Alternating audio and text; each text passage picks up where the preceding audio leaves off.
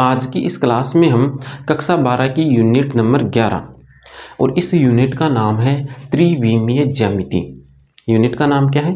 त्रिविमीय ज्यामिति। त्रिविमीय ज्यामिति का मतलब ऐसी आकृतियां जिनमें तीन विमाएं उपस्थित हों। ऐसी आकृतियां जिनमें तीन विमाएं उपस्थित हो, उन आकृतियों को क्या कहते हैं? त्रिविमीय ज्यामिति कहते हैं। अगर इस परिभाषा के थोड़ा डीप में हम जाएं तो त्रिविमीय की बात हो रही है, तो त्रिविमीय की बात हो रही है तो त्रिविमीय में एक्स निर्देशांक भी होता है, वाई निर्देशांक भी होता है और जेड निर्देशांक भी होता है। तो हम इसी परिभाषा को ऐसे भी लिख सकते हैं कि ऐसी आकृतियां जिनमें एक्स, वाई और जेड निर्देशांक उपस्थित हो, उन आकृतियों को क्या कहते हैं? त्रिविमीय आकृतियां कहते हैं। अब देखो, हमने पिछले ही यूनिट में सदिश बीजगणित में हमने सदिश का ज्यामितीय रूप देखा। हमने सदिश का कौन सा रूप देखा था? ज्यामितीय रूप देखा था। और सदिश के ज्यामितीय रूप में या सदिश में एक्स निर्देशांक भी होता है, वाई निर्देशांक भी होता है और जेड निर्देशांक भी होता है। इसका मतलब उस ज्यामितीय रूप को अब हम क्या कह सकते हैं? उसको हम त्रिविमीय ज्यामिति भी कह सकते हैं। अब सदिश को हम त्रिविमीय ज्यामिति कह सकते हैं, तो सदिश को हमें अब रिलेट करना है, संबंधित करना है। किससे संबंधित करना है? रेखा से संबंधित करना है। इस यूनिट में हमें सदिश को रेखा से संबंधित करते हुए रेखा के बारे में पढ़ना है। और रेखा के बारे में हमें क्या क्या पढ़ना है? तो रेखा के बारे में हमें ये 5 टॉपिक पढ़ने हैं, जिनमें से पहला टॉपिक है कि किसी रेखा के दिक् कोसाइन तथा दिक् अनुपात। दूसरा टॉपिक है दो बिंदुओं को मिलाने वाली रेखा के दिक् अनुपात। तीसरा टॉपिक है रेखा का समीकरण। चौथा टॉपिक है दो रेखाओं के मध्य का कोण। पांचवा टॉपिक है दो रेखाओं के मध्य की दूरी। पांचों ही टॉपिकों को, रेखा के टॉपिक है, पांचों ही टॉपिकों को हमें सदिश से संबंधित करते हुए पढ़ना है। अब वो किस प्रकार पढ़ना है? तो एक एक टॉपिकों को हम पढ़ना स्टार्ट करते हैं। तो आज की क्लास में हम इस पहले टॉपिक को कंप्लीट करेंगे, रेखा के दिक् अनुपात और दिक् कोसाइन। तो पहले टॉपिक की शुरुआत करते हैं। पहला टॉपिक देखो, किसी रेखा के दिक् कोसाइन तथा दिक् अनुपात। तो पहले हम बात करेंगे रेखा के दिक् कोसाइन की। पहले हम किसकी बात करेंगे? रेखा के दिक् कोसाइन की बात करेंगे। अब देखो, यहाँ पर हमें रेखा को रिलेट करते हुए पढ़ना है, संबंधित करते हुए पढ़ना है। किससे संबंधित करते हुए पढ़ना है? सदिश से संबंधित करते हुए हमें पढ़ना है। हमें रेखा को सदिश से संबंधित करते हुए पढ़ना है। अब रेखा को सदिश से हमें संबंधित किस प्रकार से करना है? तो हमें सदिश से संबंधित इस प्रकार करना है कि रेखा और सदिश दोनों की दिशा समान होनी चाहिए। रेखा और सदिश दोनों की दिशा क्या हो? समान हो। अब देखो, यहाँ पर हमने एक रेखा ली है L। इस रेखा L की दिशा ये भी हो सकती है और इस रेखा L की दिशा ये भी हो सकती है।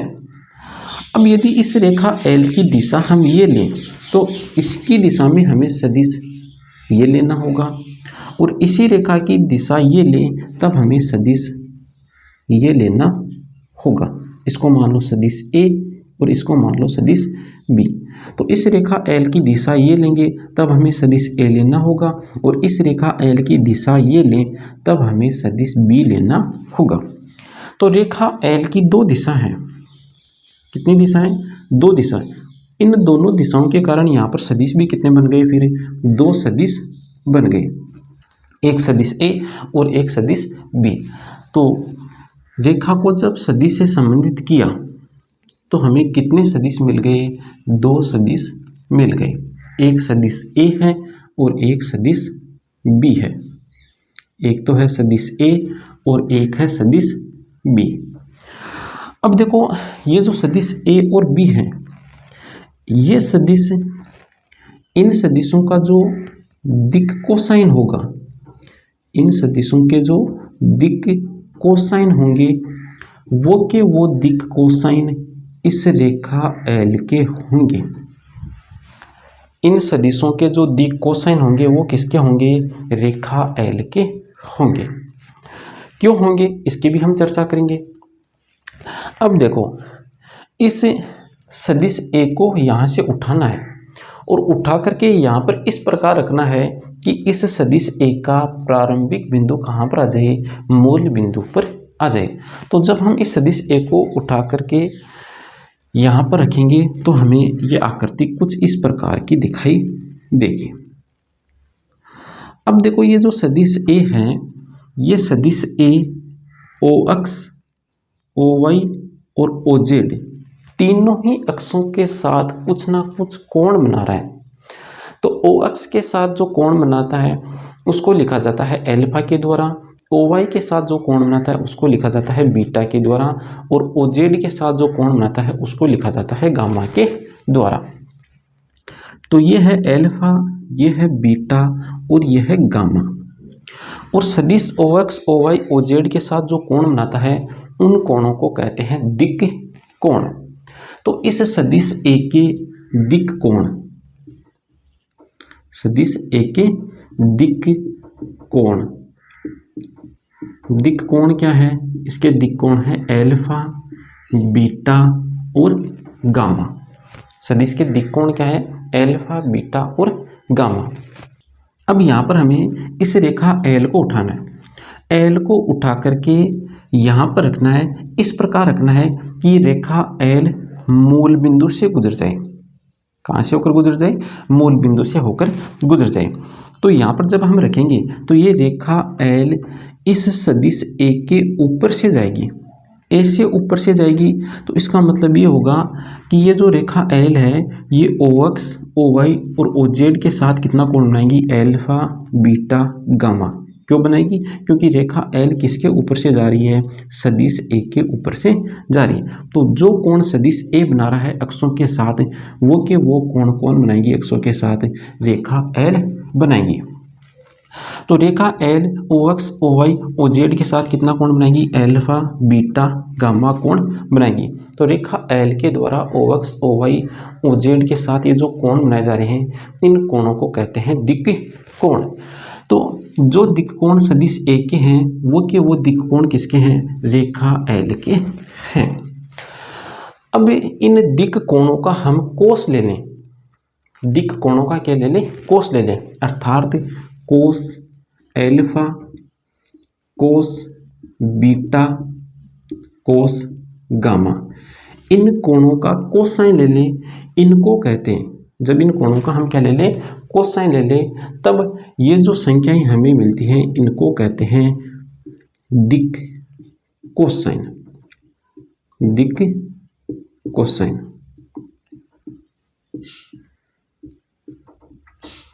और दिक् कोसाइनों को क्रमशः एल, एम, एन के द्वारा दर्शाया जाता है। दिक् कोसाइनों को किसके द्वारा दर्शाया जाएगा, एल, एम, एन के द्वारा दर्शाया जाता है। तो ये तो बात हुई जब हमने सदिश ए को यहाँ पर रखा। अब बात करेंगे हम सदिश बी की। क्यों, क्योंकि एल की दिशा में सदिश बी भी है। तो इस बी को यहाँ से उठाओ और यहाँ पर इस प्रकार को कि इसका प्रारंभिक बिंदु कहाँ पर आ जाए, मूल बिंदु पर आ जाए। तो इसको यहाँ पर रखो।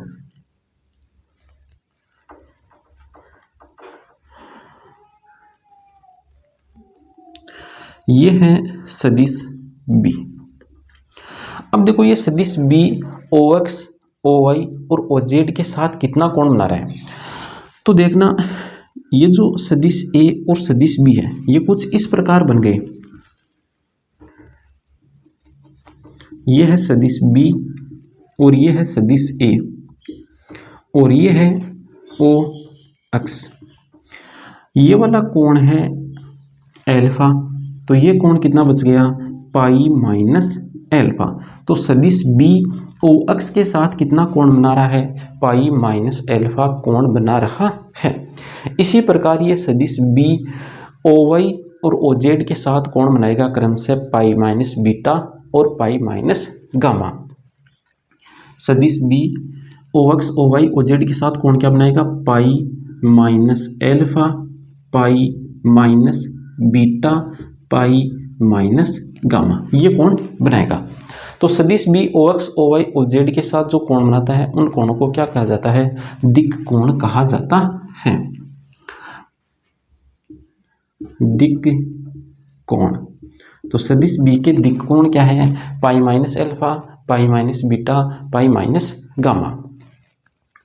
अब देखो, अब हम इस रेखा एल को उठाएंगे और उठा करके यहाँ पर रखेंगे। इस प्रकार रखेंगे कि रेखा एल मूल बिंदु से होकर गुजर जाए।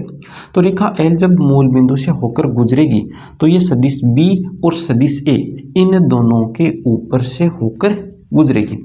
मतलब स्थिति हमें कुछ इस प्रकार की दिखाई देगी।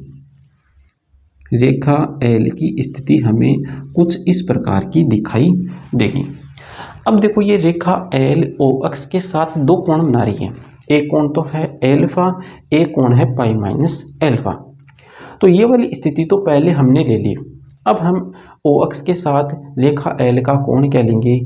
पाई माइनस एल्फा लेंगे। तो ये रेखा एल ओ एक्स के साथ कितना कोण बना रही है? पाई माइनस एल्फा कोण बना रही है।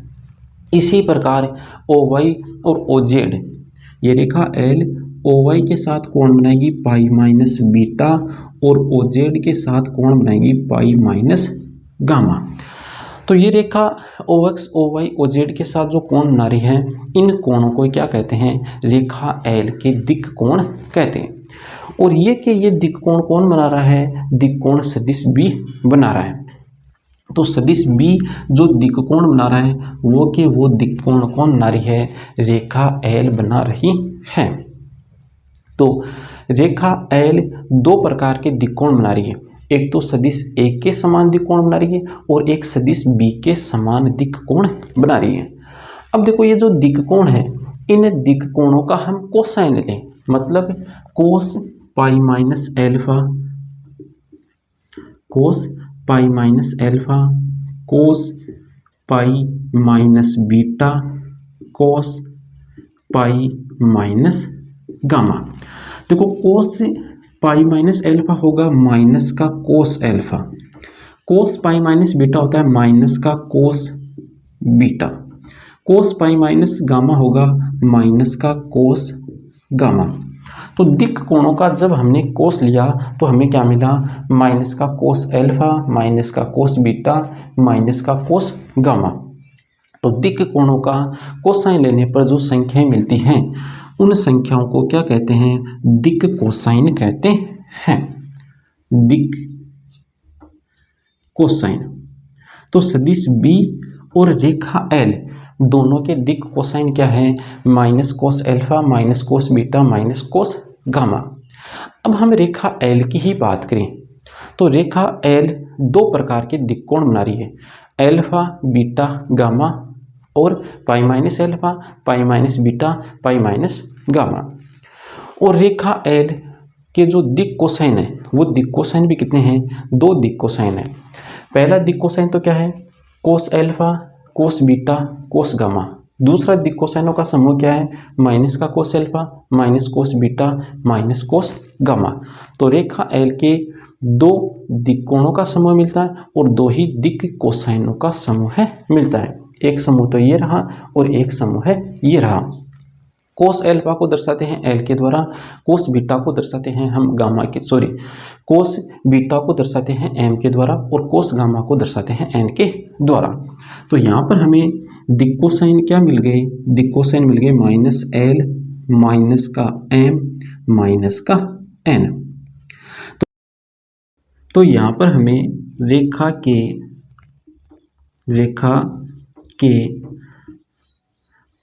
दिक् कोसाइन क्या मिले? कोस alpha, cos beta, cos gamma. पहला दिक् कोसाइनों का समूह तो ये मिला। दूसरा समूह क्या मिला? Minus cos alpha, minus cos beta, minus cos gamma. ये मिला हमें दूसरा दिक् कोसाइनों का समूह और ये मिला हमें पहला दिक् कोसाइनों का समूह। तो यहाँ से प्रश्न इस प्रकार भी पूछ लिया जाता है कि किसी रेखा के दिक् कोसाइनों के समूह की संख्या होती है। तो कितने होंगे? दो समूह की संख्या होगी, एक ये है और एक समूह ये है। तो रेखा के दिक् कोसाइनों के समूह की संख्या होगी 2। अब देखो इन दोनों को हम एक साथ लिखना चाहें तो एक साथ कैसे लिखेंगे? इस प्रकार लिखेंगे, plus minus cos alpha plus minus cos beta plus minus cos gamma. या इस प्रकार भी लिख सकते हैं कि कोस एल्फा को एल के द्वारा दर्शाते हैं, कोस बीटा को एम के द्वारा और कोस गामा को एन के द्वारा।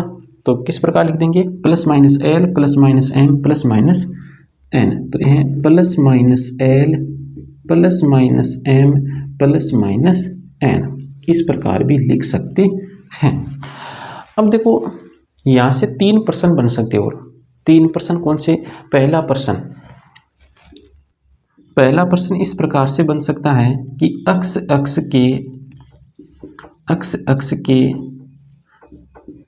दिक् कोसाइन, अक्ष के दिक् कोसाइन। दूसरा प्रश्न ये बन सकता है y अक्ष के दिक् कोसाइन। तीसरा प्रश्न ये बन सकता है z अक्ष के दिक् कोसाइन। अक्ष के दिक् कोसाइन क्या होते हैं? y अक्ष के दिक् कोसाइन क्या होते हैं? z अक्ष के दिक् कोसाइन क्या होते हैं? तो पहले अक्ष के दिक् कोसाइनों की हम बात करते हैं। तो ये देखो अक्ष के दिक् कोण क्या है? अक्ष के दिक् कोण क्या है? मतलब अक्ष ओ अक्ष ओ वाई और ओ जेड के साथ कितना कोण बनाती है? तो अक्ष ओ वाई ओ जेड के साथ कोण बनाती है क्रमशः 0 डिग्री 90 डिग्री 90 डिग्री। इसी प्रकार वाई अक्ष के दिक् कोण क्या होंगे?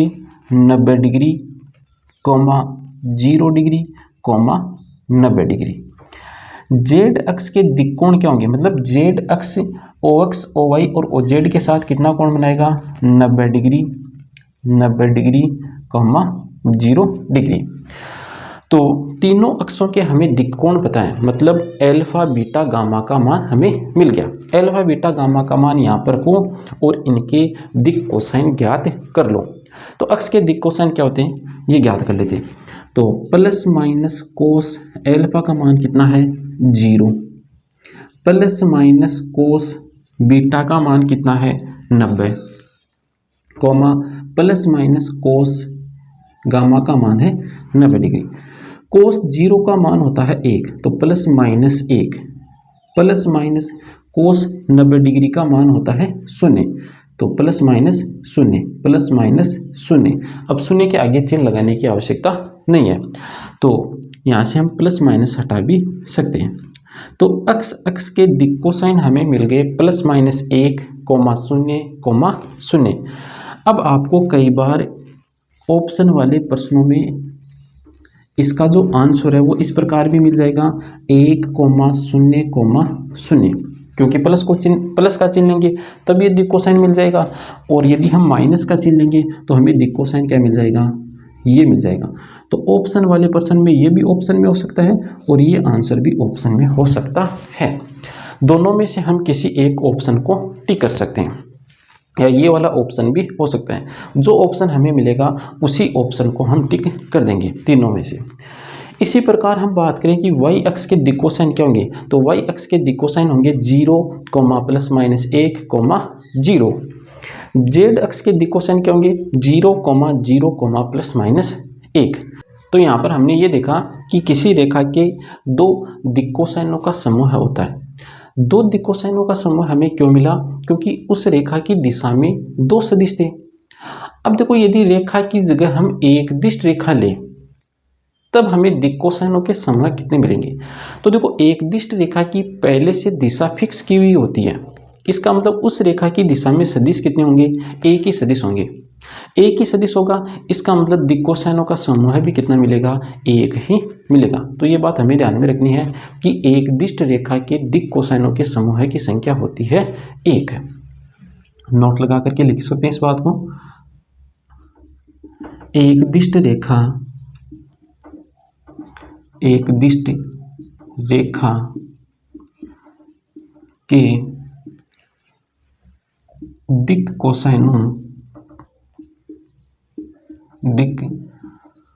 कोसाइन के समूह की संख्या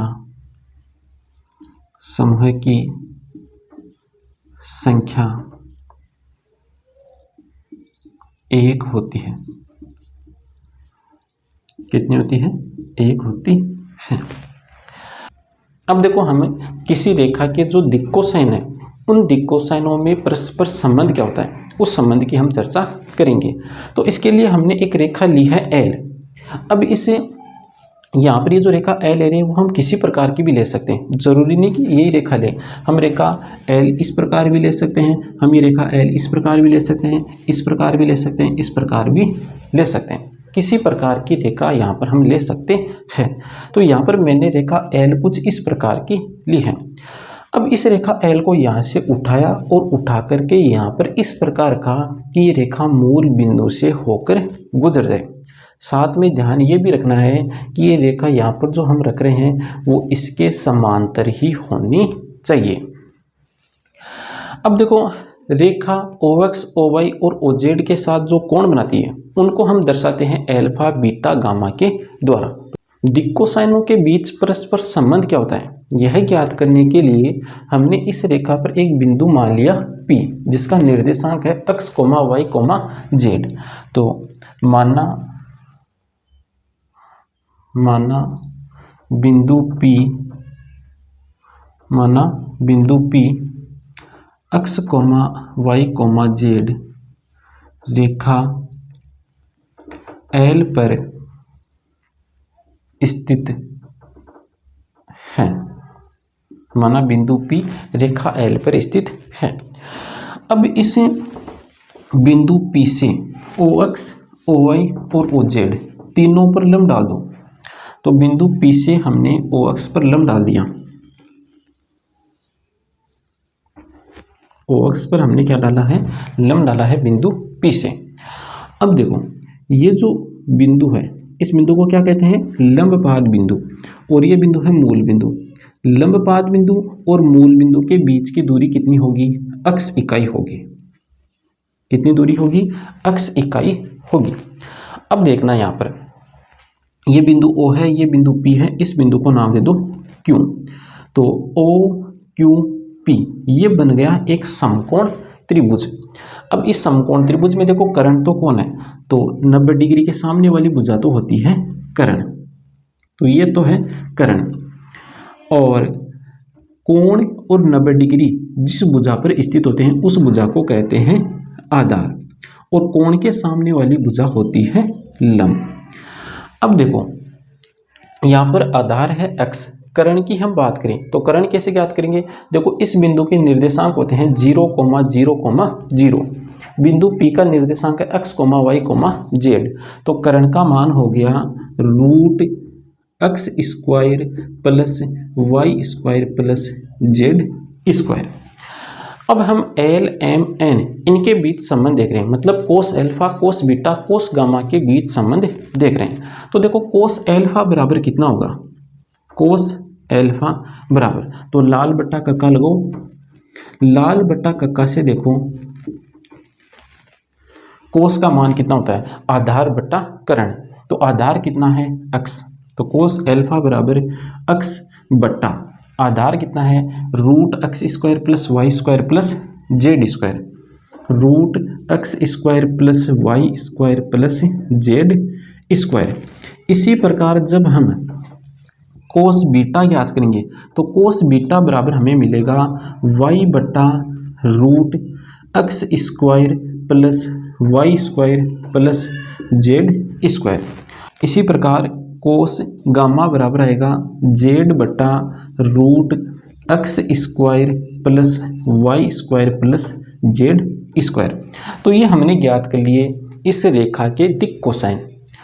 अब देखो, ये जो दिक् कोसाइन हमें मिले, कोस अल्फा, कोस बीटा, कोस गामा, इनका वर्ग करके योग करो। तो कोस अल्फा का वर्ग होगा कोस² अल्फा, कोस बीटा का वर्ग होगा कोस² बीटा, कोस गामा का वर्ग होगा कोस स्क्वायर गामा। अब इनका योग कर दो, तो इनका जब हम वर्ग करके योग करेंगे तो हमें मिलेगा 1। हमें क्या मिलेगा? 1 मिलेगा। तो cos square alpha plus cos square beta plus cos square gamma बराबर आ गया 1। कोस अल्फा की जगह 1 एल लिख सकते हैं, कोस बीटा की जगह एम लिख सकते हैं, कोस गामा की जगह एन लिख सकते हैं। तो यहाँ से ऐसा भी लिख सकते हैं L square plus M square plus N square बराबर 1। तो किसी रेखा के दिक् कोसाइनों में संबंध क्या होता है? L square plus M square plus N square बराबर 1 होता है।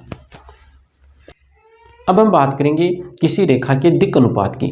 तो देखो रेखा के दिक् कोसाइन क्या होते हैं? रेखा के दिक् कोसाइन होते हैं एल एम एन। इन दिक् कोसाइनों को किसी वास्तविक संख्या से गुणा कर दें, इन दिक् कोसाइनों को किसी भी वास्तविक संख्या से गुणा कर दें, तो गुणा करने पर जो भी हमें मिलेगा उनको कहते हैं दिक् अनुपात।